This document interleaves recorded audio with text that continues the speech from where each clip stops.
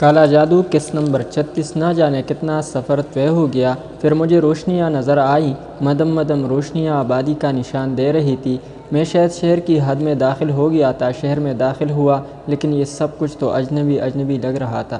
یہ وہ جگہ تو نہیں تھی، میرا مطلب ہے وہ آبادی تو نہیں تھی جہاں نیاز اللہ صاحب رہتے تھے۔ راستہ بھٹک کر کسی اور ہی سمت نکل آیا تھا۔ اتنے دن میں تھوڑا بہت اندازہ ان علاقوں کے بارے میں لگا چکا تھا۔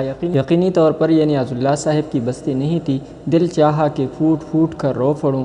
صبح ہونے میں شاید تھوڑی ہی دیر رہ گئی تھی، ایک درخت نظر آیا اور اس کے نیچے جا بیٹھا۔ پھر در حقیقت آنکھوں سے آنسو بہنے لگے اور ہچکیاں بند گئی۔ میں دیر تک دل کی بڑاس نکالتا رہا، بھوک لگ رہی تھی اور چاروں طرف نظریں دوڑا رہا تھا۔ ویسے بھی رامانندی کے ساتھ قیام کے دوران کھانے پینے کو کچھ نہیں ملا تھا، بس درختوں کے پھلوں وغیرہ پر ہی گزارا کرتا رہا تھا۔ اس وقت بھوک کچھ زیادہ ہی محسوس ہونے لگی تھی۔ آنسو خشک کیے، گردن کی تکلیف کم ہونے کا نام نہیں لیتی تھی۔ اپنی جگہ سے ہٹا اور کافی دور چلنے کے بعد مجھے ایک جگہ روشنی سی نظر آئی۔ یہ کوئی چھوٹا سا جھونپڑا ہوٹل تھا، جہاں شاید نہاری پکائی گئی تھی اور تندور پر روٹیاں لگ رہی تھی۔ ان تمام چیزوں کو دیکھتے ہی بھوک نے کچھ ایسی شدت اختیار کی کہ میرے قدم اس کی جانب بڑھ گئے۔ چند افراد کاموں میں مصروف تھے، غالباً صبح ہی صبح تمام تیاریاں کر لی گئی تھی۔ گاہکوں کے آنے میں ابھی دیر تھی۔ پیسے نام کی کوئی چیز میرے پاس موجود نہیں تھی، لیکن دل مچل رہا تھا۔ وہ کرنے پر آمادہ ہو گیا جو کبھی نہیں کیا تھا۔ میں ان لوگوں کے پاس پہنچ گیا۔ کھانا چاہتا ہوں، میں نے کہا۔ تیار ہے بابو، بہت صبح گھر سے نکل آئے؟ تڑے پر بیٹھے ہوئے بھاری بھرکم شخص نے کہا۔ مسافر ہوں بھائی، میں نے جواب دیا۔ بیٹھو، اندر بیٹھ جاؤ۔ اس نے نرمی سے اشارہ کیا اور میں اندر جا بیٹھا۔ رمضان، دیکھ بابو کو، اس شخص نے زور سے کہا اور ایک دبلا پتلا آدمی میرے پاس پہنچ گیا۔ بولو بابو، کھانا لے آؤ بھائی، میں نے ٹھنڈی سانس لے کر کہا اور وہ آوازیں لگانے لگا۔ میرا دل دھڑک رہا تھا۔ پیٹ کا دوزخ تو بھر جائے گا، مگر اس کے بعد جو بے عزتی ہوگی اس کا احساس، ان لوگوں کی نرمی کیا رخ اختیار کر جائے گی۔ کبھی ایسا نہیں کیا تھا۔ دل رو رہا تھا، مگر یہ لمحے بھی میری تقدیر میں لکھے تھے۔ پھولی ہوئی خمیری روٹیاں اور سرخ تال والی نہاری کیا لذت دے رہی تھی، بیان نہیں کر سکتا۔ کاش کچھ پاس ہوتا ہی دے کر ان لوگوں کو مطمئن کر سکتا۔ کھانا کھا لیا، 2 روٹیاں ختم ہو گئی، پیٹ میں پتہ ہی نہ چلا۔ میں نے اسے اور کھانا لانے کے لیے کہا۔ 6 پلیٹ سالن اور 12 روٹیوں تک تو کام چل گیا۔ حالانکہ میرے ہر بار کے آرڈر پر کھانے لانے والے کے چہرے پر حیرت پھیل جاتی تھی، اور جب میں نے 7ویں پلیٹ مانگی تو وہ کسی قدر خوفزدہ ہو گیا۔ اس نے مجھے خوفزدہ نظروں سے دیکھا اور بولا، یہ سب کہاں جا رہا ہے بابو؟ میں چونک پڑا۔ دیکھنے میں تو معمولی لگتے ہو، کوئی پہلوان ہو کیا؟ اور کھانا لا سکتے ہو؟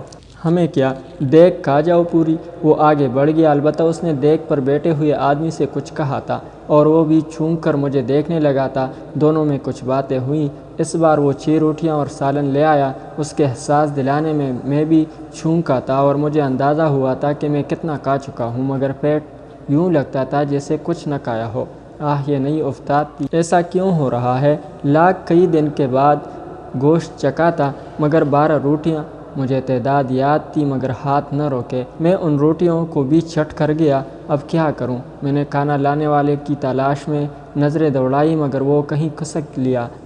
سامنے پانی کا بھرا ہوا جگ رکھا تھا۔ گلاس میں پانی انڈیل کر پیا اور پھر پانی پیتا چلا گیا۔ چند گلاس میں ہی جگ خالی ہو گیا تھا۔ نہاری کی دیگ کے پیچھے بیٹھے شخص نے دیکھ لیا تھا اور اس کا دم خشک لگ رہا تھا۔ میں اپنی جگہ سے اٹھا اور جیسے ہی بینچ کے پیچھے سے نکلا، وہ شخص بھی جلدی سے تھڑے سے نیچے اتر آیا۔ اور پانی مل سکے گا بھائی؟ اس نے ٹنکی کی طرف اشارہ کیا اور میں وہاں پہنچ گیا۔ گلاس پر گلاس پیے جا رہا تھا، مگر نہ بھوک مٹتی نہ پیاس۔ جل لا کر گلاس رکھ دیا اور پھر آخری مرحلے سے نمٹنے کے لیے تیار ہو گیا، مگر ایک عجیب چیز دیکھنے کو ملی۔ تھڑے پر بیٹھا ہوا شخص غائب تھا۔ بیرا تو پہلے ہی غائب ہو گیا تھا، یہاں تک کہ تندور پر روٹیاں لگانے والے بھی اپنی جگہ چھوڑ کر بھاگ گئے تھے۔ ایک لمحے تو کچھ سمجھ میں نہیں آیا، مگر پھر ہنسی آ گئی۔ کام دوسرے انداز میں بن گیا۔ وہ لوگ شاید میری خوراک سے خوفزدہ ہو گئے تھے اور نہ جانے کیا سمجھ کر بھاگ نکلے تھے، مگر عزت رہ گئی تھی۔ میں خود بھی تیز تیز قدموں سے وہاں چل پڑا اور اس جگہ سے بہت دور آ کر سکون کی سانس لی۔ مگر قصہ کیا ہے؟ یہ کوئی بیماری ہے؟ اتنے دنوں کی بھوک ہے یا برے اچرن کا کوئی انعام؟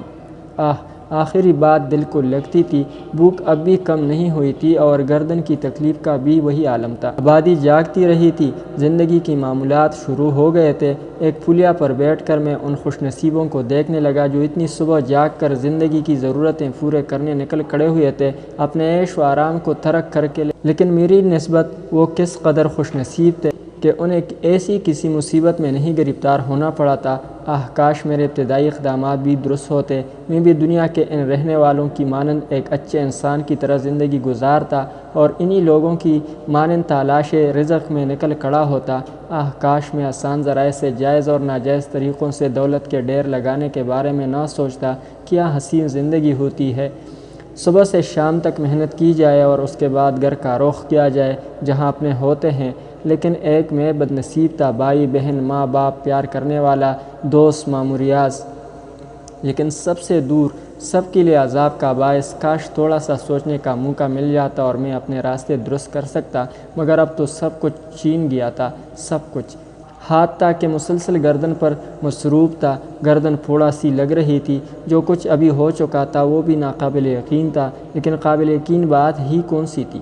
لوگوں کو بتاتا تو سب حیرت زدہ ہی ہوتے، اب تک ایسا ہی ہوا تھا۔ بڑا عجیب معاملہ تھا اور میں سمجھ رہا تھا کہ بوریا چرن کا یہ وار سب سے زیادہ سخت ہے۔ اب تک تو دنیا ہی سے چھپتا پھرا تھا اور دنیا کے لیے اپنے آپ کو نقصان دہ سمجھتا رہا تھا، لیکن بات اب اپنی ہی ذات پر آ گئی تھی۔ اس بھوک کا کیا ہوگا؟ ناقابل یقین حد تک کافی کر آیا تھا، بھلا اتنی ساری روٹیاں اور اتنا سارا سالن جو میری جیسی جسامت کے 8-10 آدمیوں کے لیے کافی ہو، میں اکیلا ہی چٹ کر گیا تھا۔ اتنا پانی پی گیا تھا کہ بیچارے ہوٹل میں بیٹھے ہوئے لوگ بھی اٹھ کر بھاگ گئے، مگر بھوک نہ مٹی تھی، ہونٹ خشک ہو رہے تھے۔ اس عالم میں کیا جی سکوں گا؟ دل یہ چاہ رہا تھا کہ کچھ کھاؤں، لیکن ذہن تسلیم نہیں کر رہا تھا۔ بے بسی کی نگاہوں سے وہیں پھولیا پر بیٹھا لوگوں کو دیکھتا رہا۔ سورج نکل آیا تھا، پھر نیاز اللہ صاحب کا خیال آیا، یہ بستی کون سی ہے آخر؟ یہ نیاز اللہ صاحب کی بستی تو نہیں ہے، کوئی منظر وہاں کا سا نہیں ہے، نہ جانے کہاں نکل آیا ہوں۔ دل میں تجسس سا جاگا اور معلومات کرنے نکل پڑا، اور پھر اس بستی کا نام بھی معلوم ہو گیا، وہ جگہ نہیں تھی۔ پتہ نہیں بیچارے نیاز اللہ صاحب کا کیا ہوا، خدا انہیں محفوظ رکھے۔ ایک درخت کے نیچے آ بیٹھا، نیند کا سا جھونکا محسوس ہوا اور آنکھیں بند ہو گئی۔ درخت کے تنے سے ٹیک لگا کر بیٹھ گیا تھا، نہ جانے کب تک سوتا رہا۔ جاگا تو شام ہو چکی تھی اور بھوک تھی کہ کمبخت پیچھا نہیں چھوڑ رہی تھی۔ کیا کروں، کیا کروں؟ وہاں سے ہٹا اور آگے بڑھ گیا۔ ایک ایسی جگہ پہنچا جہاں پھلوں کا کاروبار ہوتا تھا۔ ایک سمت گلے سڑے پھلوں کے انبار لگے ہوئے تھے۔ قدم رک گیا اور وہیں بیٹھ گیا اور ان گلے سڑے پھلوں کو اٹھا کر کھانے لگا۔ لوگ مجھے دیکھتے ہوئے گزر رہے تھے، لیکن اب جو افتاد پڑی تھی اسے گزارنا ہی تھا۔ یہ پھل میں اپنے معدے میں اتارتا رہا اور خاصا بڑا حصہ صاف کر دیا، لیکن بھوک نہیں مٹی تھی۔ بھوک نہیں مٹی تھی۔ وہاں سے ہٹا اور تھوڑے فاصلے پر جا بیٹھا۔ اندھیرا پھیلتا جا رہا تھا، پورا دن گزر گیا۔ مجھے اندازہ تھا کہ مصیبت میرا پیچھا نہیں چھوڑے گی۔ جو کچھ ہوا ہے اسے ٹالنے کا کوئی ذریعہ میرے پاس نہیں تھا۔ گزاروں گا، اس طرح بھی گزاروں گا بوریا چرن، لیکن تیری بات نہیں مانوں گا، کسی قیمت پر نہیں مانوں گا۔ کتے یاد رکھنا، یاد رکھے گا تو بھی کہ کس سے واسطہ پڑا تھا۔ رات گہری ہو گئی تو سونے کی کوشش کرنے لگا، نیند نہیں آ رہی تھی۔ پھر آدھی رات گزری تو آنکھ خود بخود ایک دوسرے سے جڑ گئیں۔ صبح شام، دن رات میں سڑکوں اور گلیوں میں مارا پھرتا تھا۔